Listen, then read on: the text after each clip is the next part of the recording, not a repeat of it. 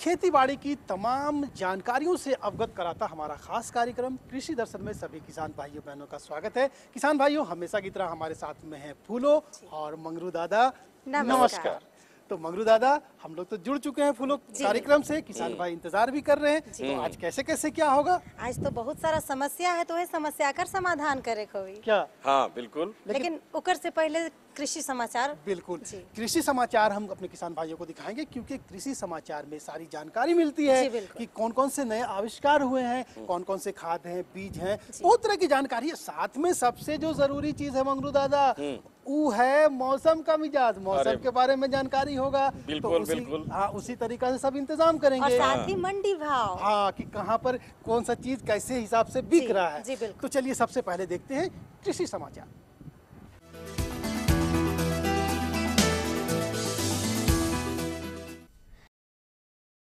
नमस्कार, कृषि समाचार में आपका स्वागत है। मैं हूं दीप्ति रेखा। आइए सबसे पहले नजर डालते हैं खास खबर पर। राज्य में चलाई जा रही है जैविक विधि द्वारा मसालों की खेती की योजना। राज्य के 17 जिलों में स्थापित की जा रही है बागवानी से संबंधित कई छोटी छोटी इकाइयां। सलाद मटर की स्वर्ण हरित किस्म, जिसे छिलके सहित खाया जा सकता है। खेतों में मेड़ बनाने का काम बहुत ही कम समय में करता है ब्रांड फार्मर।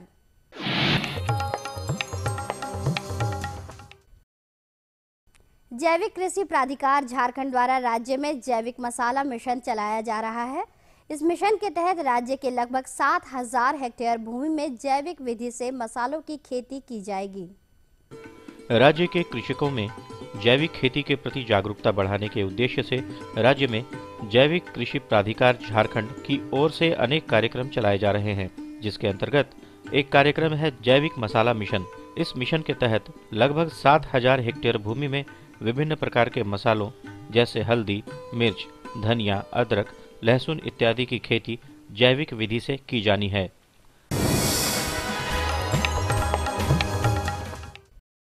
राष्ट्रीय बागवानी मिशन के तहत हमारे झारखंड राज्य में बागवानी से जुड़े विकास कार्यों को बढ़ावा दिया जा रहा है।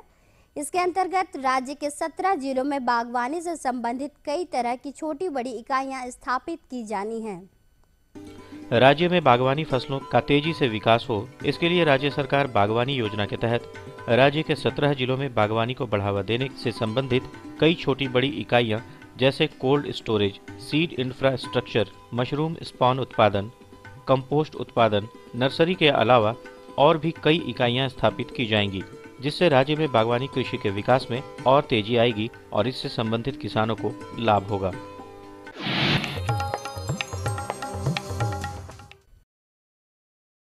आमतौर पर मटर सब्जी के रूप में इस्तेमाल होता है, परंतु मटर की स्वर्ण तृप्ति किस्म को सलाद के रूप में इस्तेमाल किया जाता है। स्वर्ण तृप्ति मटर सलाद होता है। ये मीठा होता है और छिलका रेशा सहित होने के कारण छिलके सहित खाया जाता है। दलहनी फसलों में मटर एक महत्वपूर्ण फसल है। मटर का इस्तेमाल प्रमुख तौर पर सब्जियों में किया जाता है, परंतु स्वर्ण तृप्ति नामक मटर को सलाद मटर के रूप में जाना जाता है। इस मटर की खासियत यह है कि इसका छिलका रेशा रहित होता है और मीठा होता है, इसलिए इसे छिलका सहित खाया जाता है। मटर की फसल लगाने वाले कृषक यदि स्वर्ण तृप्ति किस्म की बुआई करें तो निश्चित तौर पर वे ज़्यादा लाभान्वित होंगे। सलाद मटर या स्नोपी, उसमें जो उन्नत किस्म का विकास हुआ है उसका नाम है स्वर्ण तृप्ति, जिसका पूरा छीमी को खाया जाता है। जो छीमी में जो रेशाहीन है, रेशा रहित है, जिसमें रेशा बनता ही नहीं और वो मिठास रहता है छिलका में, इसलिए फलियां जैसे चौड़ा हो जाती है, दाना छोटा अवस्था में रहता है, उस समय उसको तोड़ लेते हैं।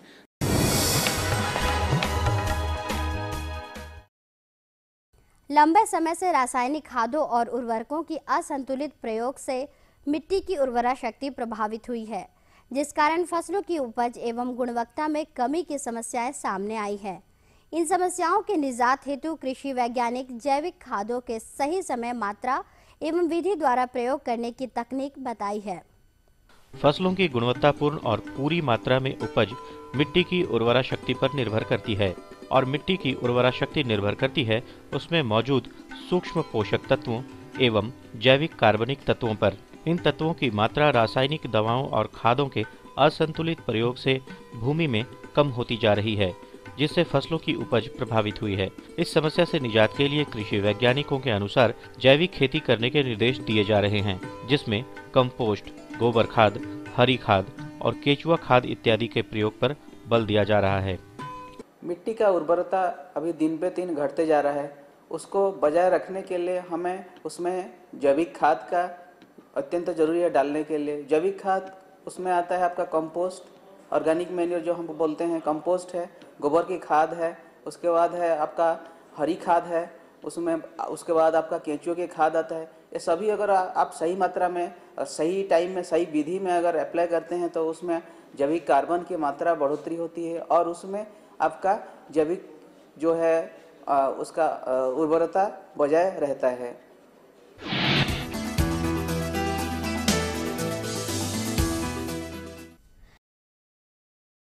बांड फार्मर नामक उपकरण मुख्य रूप से खेतों में मेड़ बनाने के काम आता है। बहुत ही कम समय में एक समान मेड़ का निर्माण करने में सक्षम बांड फार्मर किसानों के लिए बहुत ही उपयोगी उपकरण है। मेड़ पर बोई जाने वाली फसलों के लिए सबसे पहले खेतों में मेड़ बनाना होता है, जो कि आमतौर पर कृषक कुदाल द्वारा बनाते हैं, जिनमें समय और श्रम दोनों ही अधिक लगता है। बॉन्ड फार्मर नामक यह उपकरण इस काम को आसानी से करता है। यह उपकरण बहुत ही कम समय में एक समान रूप से खेत में मेड़ का निर्माण कर देता है, जिससे बीजों या बिचड़ों की बुआई भी आसान हो जाती है। बॉन्ड फार्मर नामक इस उपकरण को बिरसा कृषि विश्वविद्यालय से प्राप्त किया जा सकता है।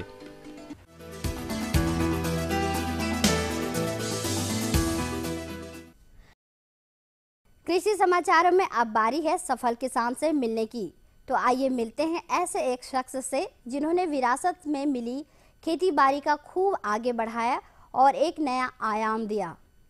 विरासत में मिली खेती बाड़ी के कार्य को जब इन्होंने संभाला था, तब की खेती बाड़ी के कार्यों से वे संतुष्ट नहीं थे। वर्ष में केवल धान की ही एक फसल ले पाते। फिर इनका संपर्क कृषि वैज्ञानिकों से हुआ और इन्होंने पूरे मनोयोग से नई जानकारियां ली, खेती बाड़ी की नई तकनीकों को सीखा और फसलों की अच्छी उत्पादन लेने लगे और आज वर्ष भर में कई तरह की फसलों का उत्पादन लेने में सक्षम हैं। अभी जो खेती कर रहे हैं सो वैज्ञानिक ढंग से कर रहे हैं और पहले जो करते थे वो अपना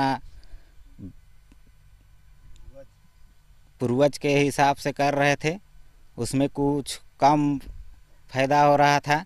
और अभी जो कर रहे हैं जो वैज्ञानिक ढंग से, उसमें अच्छा हो रहा है और अच्छा मुनाफा भी हो रहा है।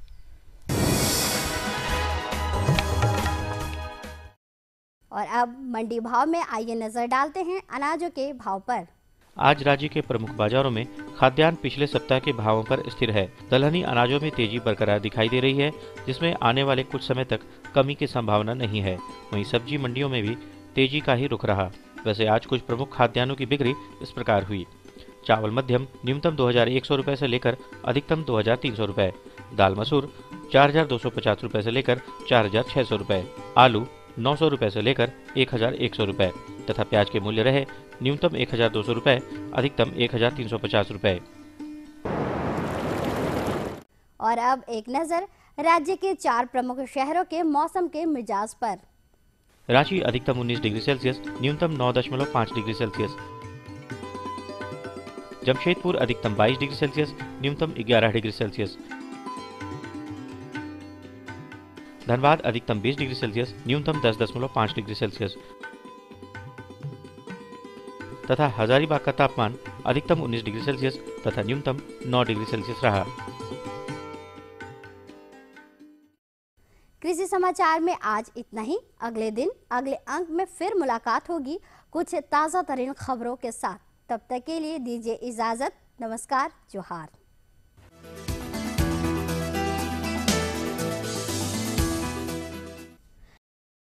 ये लो और बताओ। बस। अरे ये क्या भैया जी, बस इतनी सी रासायनिक खाद? किसानी छोड़ रहे हो क्या? किसानी नहीं, नादानी छोड़ रहे हैं। मिट्टी की जांच कराई है। अब तो लालाजी जितनी जरूरत है उतने ही उर्वरक खेत में डालेंगे। हाँ, किसान भाई आज ही अपने जिले की नजदीकी भूमि परीक्षण प्रयोगशाला में मिट्टी की जांच जरूर करवाएं और मिट्टी में पोषक तत्व, नमी व पौधे के विकास को देखते हुए केवल जरूरत के अनुसार ही पोषक तत्व डालें। और हाँ, मिट्टी में गंधक, जस्ता, बोरोन जैसे सूक्ष्म पोषक तत्वों का पता लगाना भी न भूलें।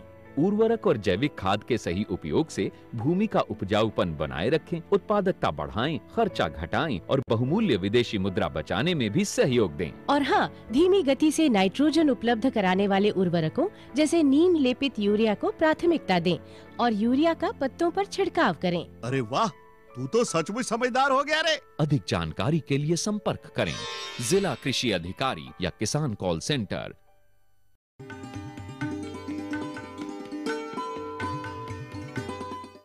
तो कृषि समाचार के बाद अब बारी आप दोनों की आती है, तो सबसे पहले सवाल कौन करेगा? मंगरू दादा। हाँ भाई, देखिए हम तो एकदम तबे से ललायत थे करने के लिए। काहे कि हम तो फसल लगाए हैं, सब्जी भी लगाए हैं बहुत तरह का। अब उसमें का खाद डालें उसको तो हम समझिए नहीं पा रहे हैं। तो बताइए टोहन आप काका खाद डाले हैं तो कुछ तो डाले होंगे ना? हाँ भाई, गोबर खाद डाल दिए। फूल गोभी लगाए हैं, बंदा गोभी लगाए हैं, हरा मिर्चा लगाए हैं, शिमला मिर्चा लगाए हैं, गोबर खाद डाल दिए।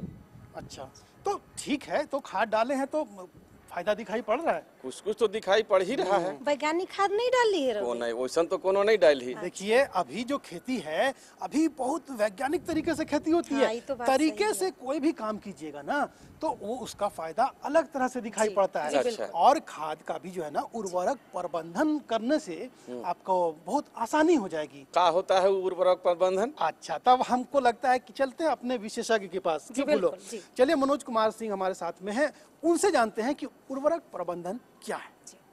किसान भाई नमस्कार। जैसा कि आप सब जानते हैं कि फसलों में उर्वरक प्रबंधन काफ़ी महत्वपूर्ण है और विशेष रूप से जब हम गेहूं और चना की फसल की बात करें तो इसके लिए हमें विशेष ध्यान देना चाहिए। और इस बारे में विशेष जानकारी प्राप्त करने के लिए आज हम आए हुए हैं होली क्रॉस कृषि विज्ञान केंद्र और हमारे साथ हैं इस केंद्र के मृदा विभाग के विषय वस्तु विशेषज्ञ श्री मनोज कुमार सिंह जी। सिंह साहब, आपका कार्यक्रम में स्वागत है। नमस्कार। नमस्कार।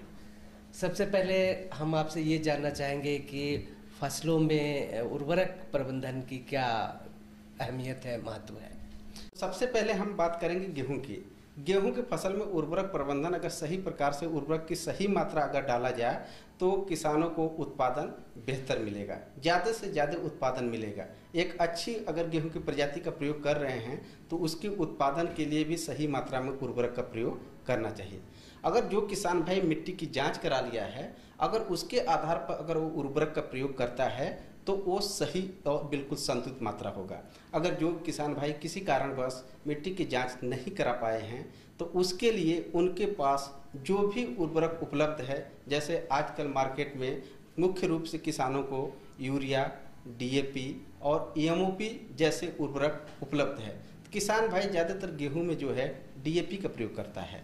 तो डीएपी का प्रयोग कितना करना चाहिए और कब करना चाहिए, यह मुख्य रूप से बहुत ही ज़्यादा ज़रूरी है, क्योंकि किसान भाई अगर डीएपी का सही प्रयोग और सही मात्रा में और सही समय पर नहीं करते हैं तो इसका दुष्प्रभाव फसलों के ऊपर पड़ता है। गेहूं के लिए किसान भाइयों को डीएपी की मात्रा 130 किलोग्राम डीएपी प्रति हेक्टेयर की दर से, वो भी गेहूं की बुआई के समय ही प्रयोग करेंगे। और साथ में यूरिया का प्रयोग करेंगे 209 किलोग्राम प्रति हेक्टेयर की दर से यूरिया का प्रयोग करना है। यूरिया की पूरी मात्रा एक बार में नहीं प्रयोग करना है। किसान भाइयों के लिए यूरिया की आधी मात्रा, डीएपी की पूरी मात्रा, साथ में पोटास की पूरी मात्रा जो कि 66 किलोग्राम प्रति हेक्टेयर की दर से पोटास की मात्रा है, उसको जो है एक साथ प्रयोग करेंगे। और उसके बाद जो नाइट्रोजन की शेष मात्रा बचता है उसको किसान भाई 2 बार में प्रयोग करेंगे। पहला तो फसल में जब हम 21 दिन पे पहली सिंचाई करते हैं, उसके बाद नमी की अवस्था में 1/2 जो शेष मात्रा बची है उसकी आधी मात्रा जो है 21 दिन के बाद हम फसल गेहूं की फसल में टॉप ड्रेसिंग के रूप में यूरिया का प्रयोग करते हैं। फिर इसके बाद जब गेहूं में हम देखते हैं बालियां निकलने की अवस्था आती है, उस समय शेष नाइट्रोजन की मात्रा सिंचाई करने के बाद किसान भाई गेहूं में डाल देंगे। ये तो गेहूं की बात हुई। अब अगर हम चना फसल की बात करें तो इसमें उर्वरक की क्या मात्रा दी जानी चाहिए? इसके लिए उर्वरक की मात्रा सही होना भी उतना ही जरूरी है जितना गेहूं के लिए है। किसान भाइयों के लिए मार्केट में अगर उनके लिए जैविक उर्वरक उपलब्ध है, जिसको हम कहते हैं राइजोबियम कल्चर, अगर राइजोबियम कल्चर उपलब्ध है, उसके साथ अगर हम बीज को उपचारित करने के बाद अगर हम खाद का प्रयोग करें तो वो ज़्यादा उपयोगी होता है। क्योंकि अगर हम राइजोबियम कल्चर और पीएसबी कल्चर का अगर हम प्रयोग कर लेते हैं तो मुख्य रूप से 20 से 25 किलोग्राम नाइट्रोजन, साथ ही 20 से 25 किलोग्राम फास्फोरस प्रति हेक्टेयर की दर से बचत होती है। तो अगर किसान भाइयों को ये जैविक उर्वरक उपलब्ध नहीं है तो रासायनिक उर्वरकों के साथ भी इसका प्रयोग कर सकते हैं। रासायनिक उर्वरक के साथ भी जैविक उर्वरक का प्रयोग कर सकते हैं। साथ जैसे कि हम रासायनिक उर्वरक के बारे में आपको बात कर रहे हैं कि डीएपी की मात्रा कितनी होनी चाहिए। किसान भाइयों के लिए 87 किलोग्राम डीएपी और 34 किलोग्राम पोटास, ये 2 उर्वरक और साथ में राइजोबियम कल्चर से बीज का उपचारित अगर करके किसान भाई चने की बुआई कर देते हैं तो उनकी उपज में वृद्धि होगी। साथ ही नाइट्रोजनी उर्वरक जो कि नाइट्रोजन फिक्सेशन के माध्यम से, जो कि वायुमंडलीय नाइट्रोजन 79% हवा में नाइट्रोजन उपलब्ध है, वो पौधों को उपलब्ध नहीं हो पाता है। अगर हम राइजोबियम कल्चर नामक जीवाणु से बीज का उपचारित कर लिए हैं तो जो 79% नाइट्रोजन वायुमंडल में उपलब्ध है वो जीवाणु के माध्यम से, जो कि राइजोबियम जीवाणु जो उसके जड़ों में, चने की जड़ों में देखेंगे कि गांठ नुमा बना लेता है, तो उस गांठ में वो जीवाणु होता है, वो नाइट्रोजन को फिक्स करता है और पौधों को प्रदान करता है। इन सभी उर्वरकों के साथ अगर हम चने की बुआई करें, जैसा कि हमने डीएपी बताया आपको 87 केजी डीएपी और 34 केजी म्यूरेट ऑफ पोटास, इन दोनों उर्वरकों का प्रयोग हम बुआई के समय ही कर देते हैं। इसमें यूरिया देने की जरूरत नहीं है। अगर यूरिया किसान भाई देना भी चाहता है तो मात्र 20 से 25 किलोग्राम नाइट्रोजन प्रति हेक्टेयर की दर से खेत में प्रयोग कर सकता है। यानी कि अगर किसान भाई इस प्रकार से चने में उर्वरक का प्रयोग करें तो काफ़ी उन्हें फायदा होगा। उन्हें बहुत फायदा होगा। अगर किसान भाई एक और काम कर सकते हैं, अगर यही नाइट्रोजन की मात्रा 0.2% नाइट्रोजन का चने में फूल की अवस्था में और फली की अवस्था में अगर 0.2% नाइट्रोजन का फोलियर एप्लीकेशन डाल देते हैं, स्प्रे कर देते हैं, तो उनको 20 से 25% उत्पादन में वृद्धि हो जाता है। तो ये इसकी विधि क्या होगी सिंह साहब? इसमें करना क्या है कि 20 ग्राम जो है यूरिया को प्रति लीटर पानी में घोल बनाकर, उनको जितना पानी लगता है प्रति हेक्टेयर या प्रति एकड़ में जितना पानी लगता है उस हिसाब से 20 ग्राम प्रति लीटर के हिसाब से घोल बनाकर उसके पत्तियों के ऊपर अगर वो छिड़काव कर देते हैं तो उनकी उपज में वृद्धि होगी। लेकिन ये अवस्था जानना ज़्यादा जरूरी है कि फूल की अवस्था में और जब उसमें फली बन जाए, उसमें दाने बनने लगे, उस अवस्था में ही इसका छिड़काव करें तो ज़्यादा लाभदायक होगा। तो सिंह साहब, आपने गेहूं और चना में उर्वरक प्रबंधन के बारे में किसान भाइयों को बहुत अच्छी जानकारी दी। आपका बहुत बहुत धन्यवाद। अम्मा खाना दे दो ना। सबर कर गोलू, अभी दाल नहीं गली है। तू फिक्र ना कर गोलू की अम्मा, अब की बार अपनी दाल खूब गलेगी। क्या मतलब जी? अब की बार NFSM के तहत दाल की पैदावार को बढ़ाने के तरीकों को दिखाने के लिए देश में 1000 क्षेत्र चुने गए हैं, जिसमें हमारा इलाका भी आ गया है। पर इससे हमें क्या फायदा? हमें 5 एकड़ खेती के लिए खाद और कीटनाशक के अलावा बढ़िया बीजों की एक मिनी किट भी मिलेगी। इतनी दाल का करेंगे क्या जी? अरे भगवान, सरकार ने दलहन का समर्थन मूल्य भी खूब बढ़ा दिया है और इनकी खरीद का भी पूरा इंतजाम कर लिया है। इससे आमदनी बढ़ेगी और फिर हमारा गोलू अच्छे स्कूल में जाकर के कृषि वैज्ञानिक बनेगा। हाँ,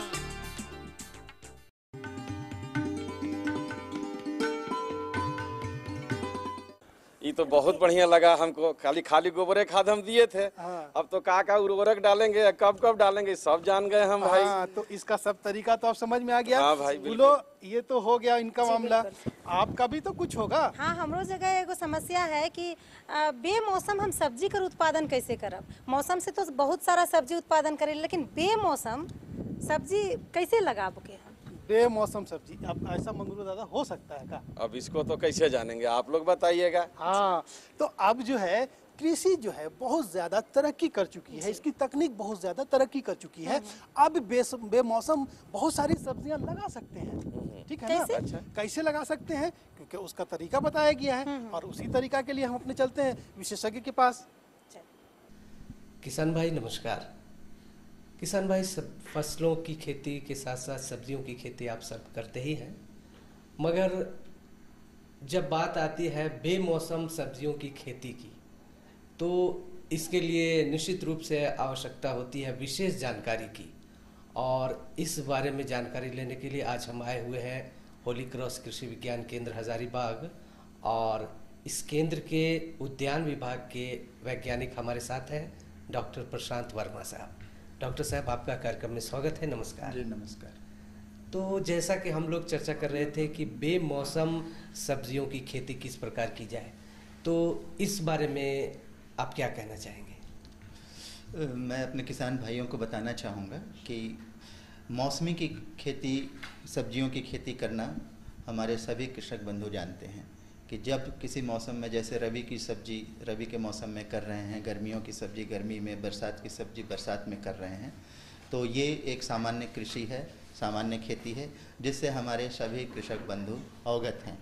लेकिन आज के बाज़ार को देखते हुए जिसमें सब्जियों के भाव जो आकाश छू रहे हैं, तो ऐसी स्थिति में अगर हम बेमौसमी सब्जियों की खेती करें, मतलब वैसी सब्जियों की खेती जो उस मौसम में नहीं होती है, उस मौसम में वो उपलब्ध नहीं हो पाती है, अगर उस मौसम में हम दूसरे मौसम की सब्जी को हम उपलब्ध करा दें, तो इस तरह की खेती को हम बेमौसमी सब्जियों की खेती कहते हैं।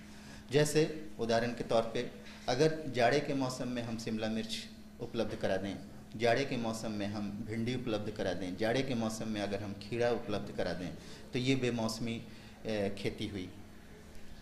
यहाँ हम ये जानना चाहेंगे डॉक्टर साहब कि जो आम तौर पे जो मौसम के जो बीज होते हैं सब्जियों के, और ये बेमौसम के सब्जियों के बीज, इनके किस्म क्या अलग होती है? देखिए, किस्म तो लगभग वही किस्म है। जहाँ तक अगर फूलगोभी की बात की जाए, तो फूलगोभी में चूँकि इसकी खेती जो है तापमान से काफ़ी प्रभावित होती है, जिसकी वजह से इसके गर्मा के अलग बीज होते हैं, अगेती किस्म की अलग बीज है, मध्य किस्म एवं पछेती की अलग अलग किस्में हैं। लेकिन अगर मैं शिमला मिर्च की बात करूं, तो वही किस्म जो कि आप गर्मियों में या बरसात में पैदा करते हैं, वही किस्म अब जाड़े में भी पैदा कर सकते हैं। लेकिन इसके लिए आपको विशेष एक स्ट्रक्चर या संरचना की ज़रूरत पड़ती है, जिसके अंदर आप इस सब्जी की खेती करते हैं। जैसे अगर आप जाड़े में शिमला मिर्च उगाना चाहते हैं, तो निश्चित तौर से आपको पॉली हाउस नामक स्ट्रक्चर की आवश्यकता होगी। तो पॉली हाउस के अंदर अगर हम सब्जियां जाड़े में उगा लेते हैं, तो उस सब्जी की कीमत हमें ज़्यादा प्राप्त होती है। और शिमला मिर्च की तरह ही हम जाड़े में भिंडी की खेती भी पॉली हाउस के अंदर कर सकते हैं, और वो ऊंचे दामों में हम बाज़ार में बेच सकते हैं। डॉक्टर साहब, आपने बात कही संरचना की, पॉली हाउस की, तो हमें लगता है कि ये काफ़ी खर्चीला होगा, तो इसका कोई और विकल्प है क्या? जी बिल्कुल।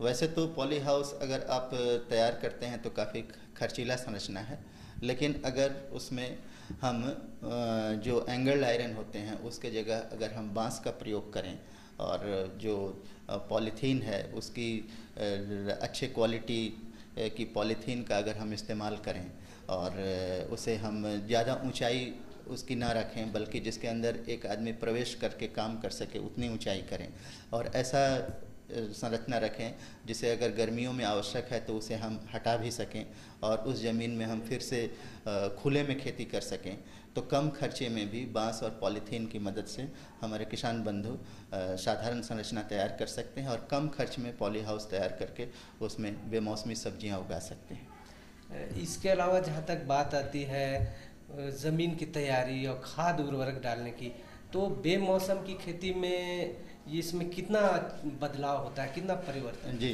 बेमौसमी खेती अगर इस तरह की संरचना के अंदर करते हैं, तो हमें जो जहाँ पे जिस ज़मीन पे हम खेती करेंगे उसमें नमी का विशेष प्रबंध करने की आवश्यकता होती है, और उसके जो बेड या क्यारियाँ जो बनाई जाती हैं वो ज़मीन से उठी हुई बनाई जाती हैं, और उसमें छिड़काव का यानी कि जल की सिंचाई का और उसमें नियमित ये आर्द्रता का पर विशेष ध्यान देने की आवश्यकता होती है, जिसे अगर सस्ती संरचना है तो पॉलीथीन जो दोनों तरफ से उस संरचना को ढकती है उसे हम अगर उठा दें तो उसमें वायु का आवागमन हो जाता है, जिससे कि अंदर की आर्द्रता को भी हम नियमित कर सकते हैं। तो इस तरह की स्थिति पैदा करके हम बेमौसमी सब्जियां साधारण पॉली हाउस में तैयार करते हैं। इसके अलावा डॉक्टर साहब, जब हम पॉली हाउस में सब्जियों की खेती कर रहे हैं तो उसमें क्या रोग आदि का भी उसी प्रकार प्रकोप होता है जैसे साधारण मौसम में? जहाँ तक मिट्टी जनित रोग का सवाल है, तो अगर मिट्टी को हम पूर्ण रूप से उपचारित रखें तो मिट्टी जनित रोग हम पॉली हाउस में बहुत आसानी से उस पर नियंत्रण कर सकते हैं। और चूँकि ये एक ऐसे स्ट्रक्चर में हो रहा है, इसका हम सब्जियों की खेती कर रहे हैं जो कि ढका हुआ है, वैसे स्थिति में हम कीड़ों पर विशेष रूप से नियंत्रण रख सकते हैं। एक तो हम कीड़ों की संख्या को नियंत्रित रख सकते हैं, इसके बावजूद अगर कीड़ों का प्रकोप होता है तो हम उन्हीं कृषि रसायनों का उपयोग करते हैं जिसका उपयोग हम खुली खेती में करते हैं। अगर कीड़ों का प्रकोप होता है तो सामान्य तौर से हम कीटनाशी रसायनों में जैसे एकालक्स या फिर इमिडाक्लोप्रिड की जो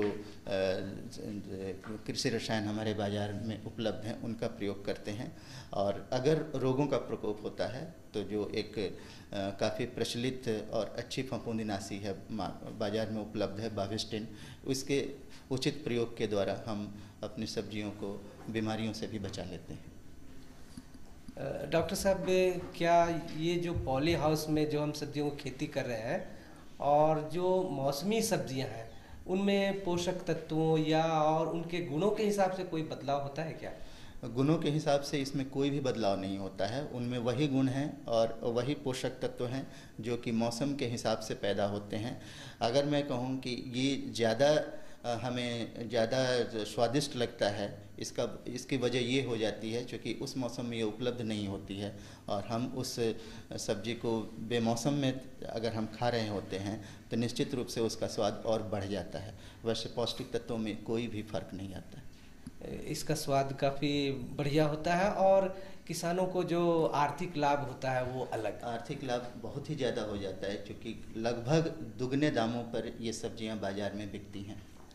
तो डॉक्टर साहब, आपने बेमौसम सब्जियों की खेती के बारे में किसान भाइयों को बहुत ही अच्छी जानकारी दी। आपका बहुत बहुत धन्यवाद। जी नमस्कार। तो टोहन ई जानकारी पाए के तो हम बहुत कुछ सीख गेली और बहुत जानकारी भी हम इनकर किसान भाई बहन मन के मिल गेलक होय और भी बहुत सारा जानकारी हमें लेके आब, लेकिन अब समय भी हो गेलक है हम इनके विदा लेवे कर। क्या मंगरू दादा? हाँ भाई, वो तो होएगा तो गलत है। तो चलिए विदा लेते हैं। हाँ। नहीं, लेकिन ओकर से पहले हमें ना अपन किसान भाई बहन मन के अपन पता तो बताए दो। हाँ, पता जी बिल्कुल। तो जल्दी से हम कॉपी कलम के उठाओ और हम इनकर पता के लिख लो। हम इनकर पता है कि कार्यक्रम कृषि दर्शन कृषि प्रकोष्ठ द्वारा केंद्र निदेशक दूरदर्शन केंद्र रातू रोड रांची। पिन संख्या है 834001। तो यह तरी कार्यक्रम के देखते रहो और फायदा के उठाते रहो और कोई भी अगर और मन के समस्या हुआ थे तो ओकर समाधान करे ले हमिन है यही। अब पूरी टीम कर साथ हम इन तीनों के देव इजाजत। नमस्कार।